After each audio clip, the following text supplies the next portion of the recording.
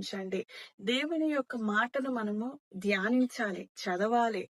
అది మన హృదయంలో భద్రపరుచుకోవాలి. ఎప్పుడైతే భద్రపరుచుకుంటామో ప్రభువు మనల్ని బలపరుస్తాడు, మనల్ని స్థిరపరుస్తాడు, మనల్ని ఘనపరుస్తాడు, మనల్ని హెచ్చిస్తాడు. ఈ విషయాన్ని మనము గమనించాలి. అందుకని ఆయన ఆశ్చర్యకరుడు, అద్భుతకరుడు, ఆలోచనకర్త, సమాధానంకు అధిపతి, కర్త అనేది మనం గమనించగలగాలి.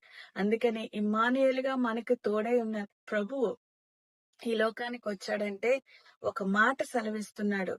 మిమ్మల్ని సదాకాలం కూడా మీరు నాతో కలిసి ఉంటారని దేవుడు వెళ్తూ వెళ్తూ ఆరోహణమై వెళ్తూ ఈ మాటను సెలవిచ్చి వెళ్ళాడు. కాబట్టి ఆయన మనతో ఉన్నాడు. మనం ఆయనతో ఉన్నాము. జతపరచబడ్డాము.